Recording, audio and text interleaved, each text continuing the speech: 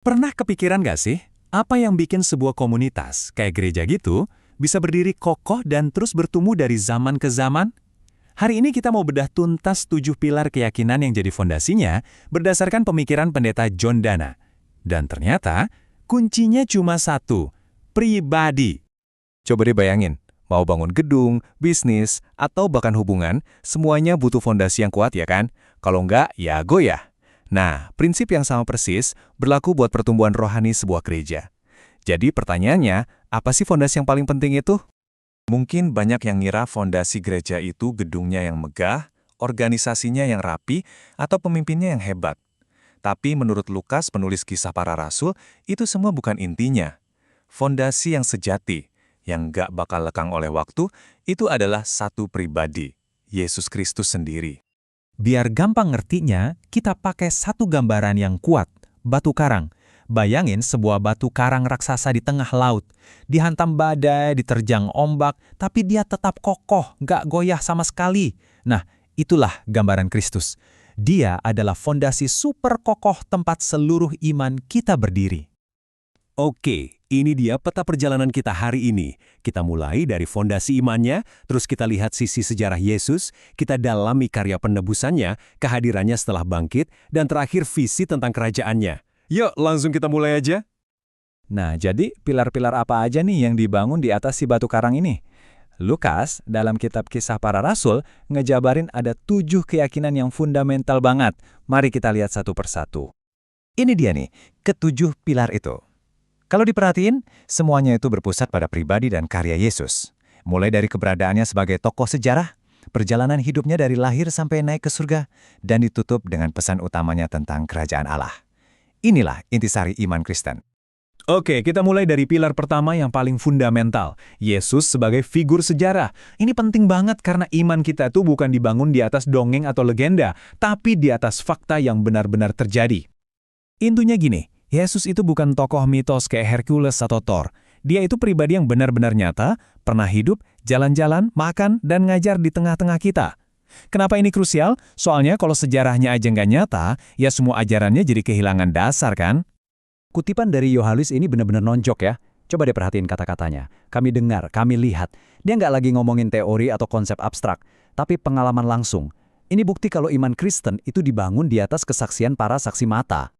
Lanjut ke pilar kedua, kelahirannya. Ini bukan cuma soal cerita Natal yang indah ya. Kelahiran Yesus itu adalah momen di mana yang ilahi menjadi manusia seutuhnya. Ini bukan kayak separuh-separuh. Dia itu 100% Tuhan dan 100% manusia. Konsep ini jadi kunci buat semua yang lain. Dari fakta kelahirannya, ceritanya bergerak ke puncak. Nah sekarang kita bakal lihat inti dari misinya. Penderitaan, kematian, dan kemenangannya yang spektakuler atas maut. Di sini kita bisa lihat alur ceritanya secara utuh, dimulai dari kelahirannya yang masuk ke dunia kita, lanjut ke penderitaan dan kematian sebagai pusat Injil, terus kebangkitannya yang jadi sumber kekuatan, dan ditutup dengan kenaikannya kembali ke surga. 4 peristiwa ini tuh satu paket yang nggak bisa dipisah-pisah.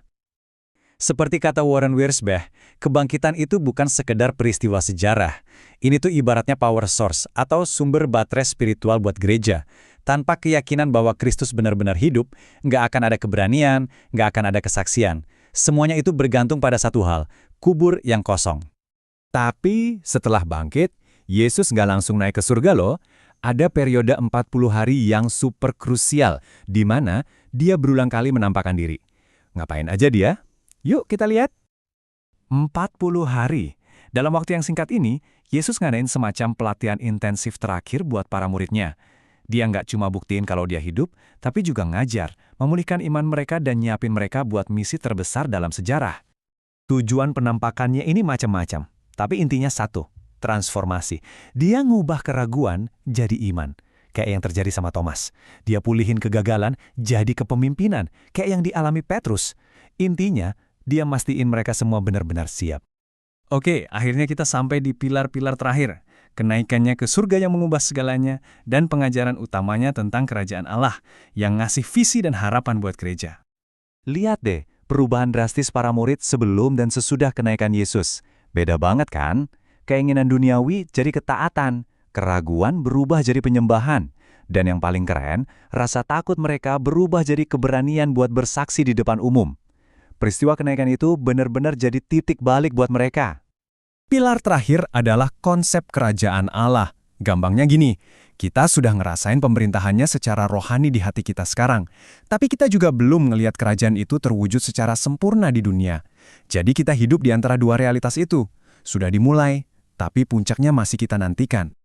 Nah, sebagai kesimpulan, kita balik lagi ke gambaran awal kita.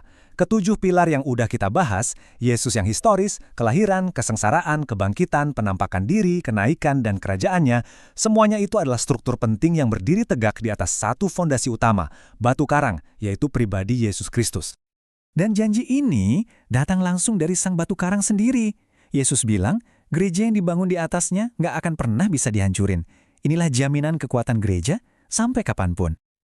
Setelah kita bahas semua ini, pertanyaannya balik ke kita semua. Dari ketujuh pilar tadi, mana sih yang paling menguatkan fondasi iman kamu pribadi saat ini? Coba deh direnungkan sejenak. Terima kasih sudah menyimak.